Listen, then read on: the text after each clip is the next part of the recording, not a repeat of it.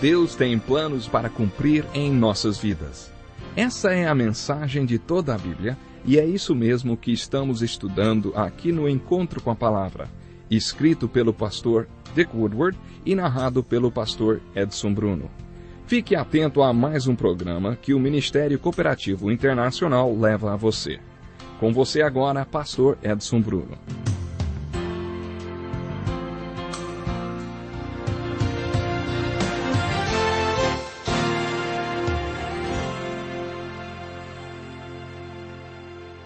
Olá, seja muito bem-vindo a mais um Encontro com uma Palavra. Continue acompanhando conosco o estudo do capítulo 10 do Evangelho de João. Ouça agora o versículo 10 desse capítulo. Diz assim: O ladrão vem apenas para roubar, matar e destruir. Eu vim para que tenham vida e a tenham plenamente.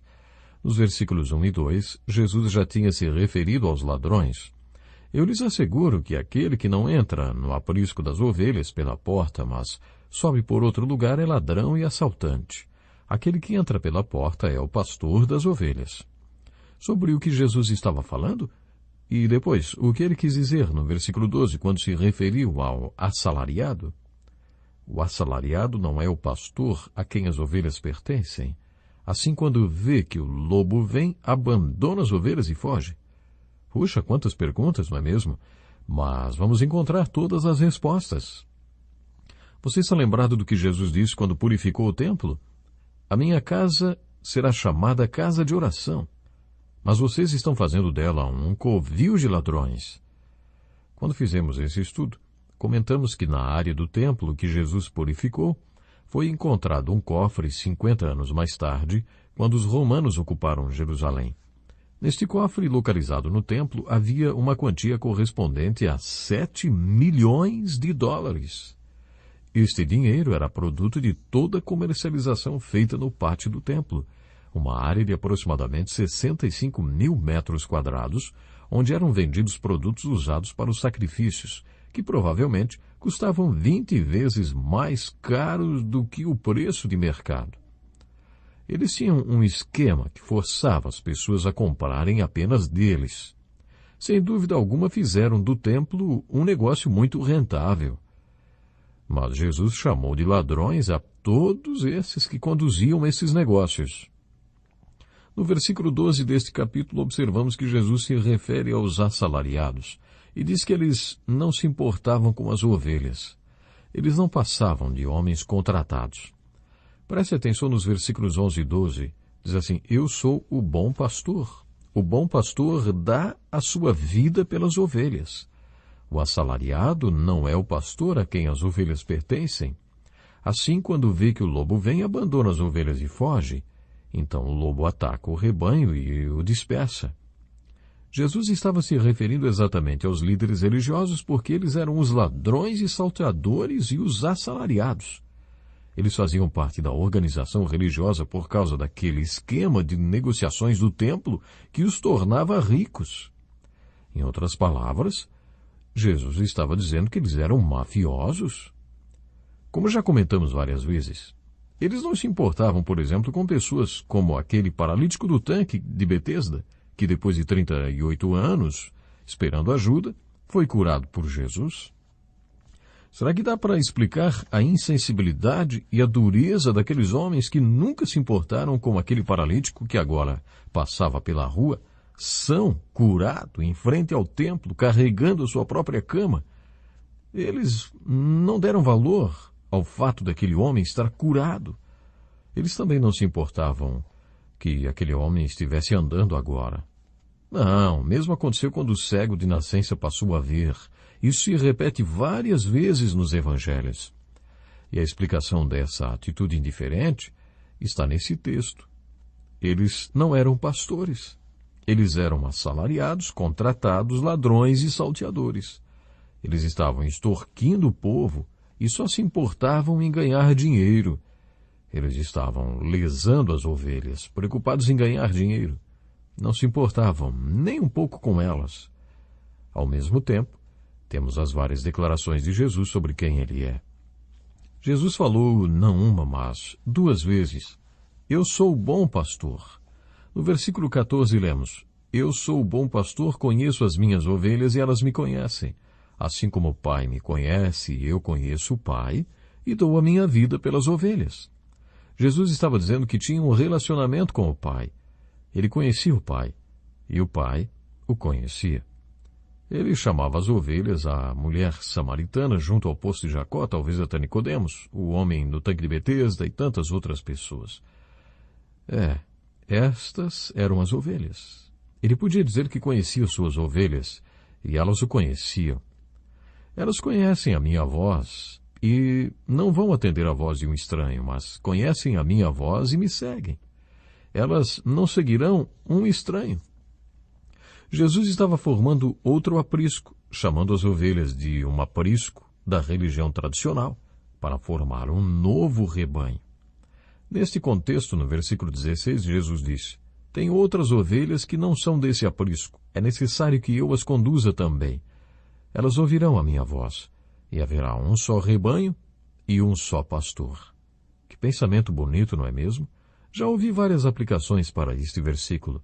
Aquelas igrejas, formadas por diferentes grupos étnicos, têm a tendência de achar que apenas elas têm o chamado, a fé verdadeira, e nenhuma outra igreja tem.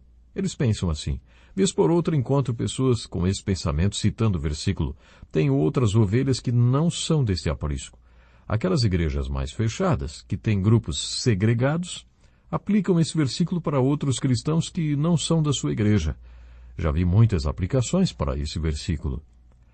Creio que quando Jesus falou essas palavras, ele tinha no seu coração, principalmente, o povo não judeu. Provavelmente a maioria das pessoas que está me ouvindo agora não é de judeus. Devemos nos lembrar que no início da igreja quase todos os crentes eram judeus.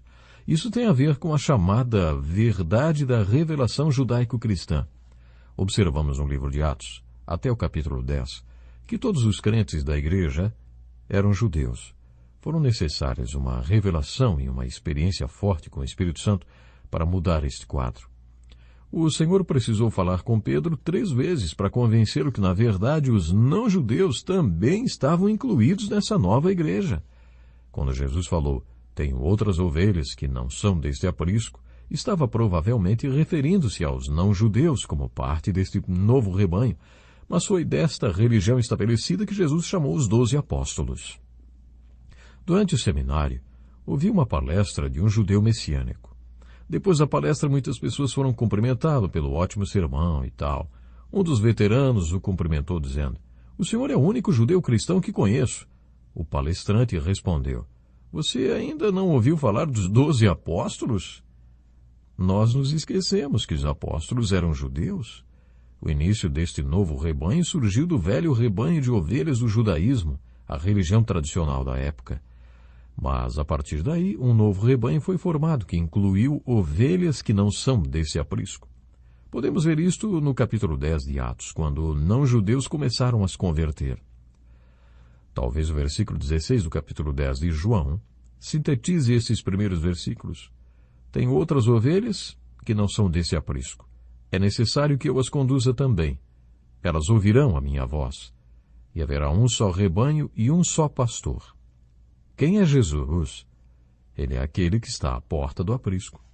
No versículo 14, ele diz: Eu sou o bom pastor, conheço as minhas ovelhas e elas me conhecem. Ele é o caminho, e ninguém pode vir ao Pai a não ser por meio dele. Ele é a porta desse aprisco. Ele é o único caminho para se poder entrar. Aqueles que têm uma vinda com Cristo também têm uma ida para Cristo. Encontramos pastagens e provisão para as nossas necessidades nele. Ele veio para que tenhamos vida, e vida em abundância. Este é o Jesus apresentado neste capítulo. O que é vida neste capítulo, hein? Vida é ser uma de suas ovelhas. Significa estar seguro, entrar neste aprisco através da porta que é Jesus e ficar salvo. Isto é vinda e ida e encontrar pastos verdes. Isso é ter vida abundante. O que é fé? Fé é ouvir a voz de Jesus e segui-lo. Fé é crer que ele é a porta das ovelhas. É crer que através de Jesus, indo a ele, encontramos vida e vida em abundância. É indo até Jesus que encontramos salvação, que significa comunhão com o Pai. Atente para o convite de Jesus. Ele diz: venham a mim todos os que estão cansados e sobrecarregados, e eu lhes darei descanso. Tomem sobre vocês o meu jugo e aprendam de mim, pois sou manso e humilde de coração, e vocês encontrarão descanso para as suas almas. Pois o meu jugo é suave e o meu fardo é leve. No capítulo 7 de João, Jesus fez outro convite: se alguém tem sede, venha a mim e beba. Quem crer em mim, como diz a Escritura, do seu interior fluirão rios de água viva. Aqueles que vêm a Jesus, que têm sua sede e sua fome saciados, mais tarde, acabam sendo também comissionados pelo Senhor Jesus. Agora vão, vocês já passaram por esta vinda a mim e já beberam a água viva. Agora deixem que esta água em você jorre para outras pessoas. Em outras palavras, a vinda de vocês foi muito importante. Vocês vieram, encontraram pastagem, suas necessidades foram supridas e agora estão indo. Que experiência maravilhosa, hein? Eu perguntaria para você: você já passou por essa experiência? Você já foi até Jesus? Já tem marcado esse encontro maravilhoso com Jesus? Já tem experimentado Jesus como pastor? É incrível como a gente pode perceber a bênção que é servir ao Senhor Jesus. Não existe outra coisa mais bonita do que realmente ter o coração aberto servindo a Jesus e estar disposto a aprender dele e depois também ir e ensinar a outros sobre este verdadeiro caminho, o único caminho que pode dar alívio, que pode salvar. O único caminho. Sempre é uma alegria poder estudar a Bíblia Sagrada com você. No próximo programa nós vamos continuar estudando. No próximo programa nós vamos estudar o capítulo 10 de João, continuando o nosso estudo a partir do versículo 17. Nesse capítulo, Jesus usa uma figura de linguagem, a figura do aprisco de ovelhas. Ele fala sobre um novo aprisco que se formaria.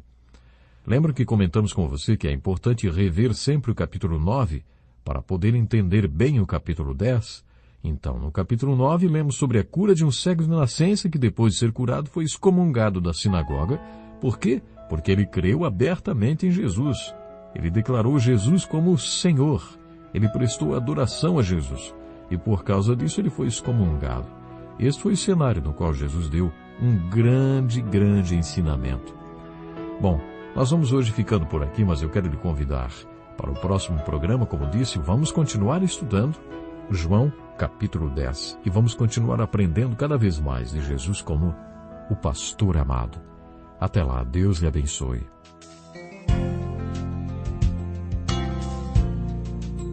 Que lição importantíssima. Obrigado, pastor Edson Bruno. Prezado ouvinte, coloque em prática o que você ouviu aqui. Sem dúvida, sua vida será grandemente abençoada. Este é um estudo escrito pelo Dr. Dick Woodward, na voz do pastor Edson Bruno. Escreva-nos e solicite o material. Nosso endereço é Encontro com a Palavra, Caixa Postal 2011, CEP 89201-970, Joinville, Santa Catarina. Até o nosso próximo encontro com a Palavra.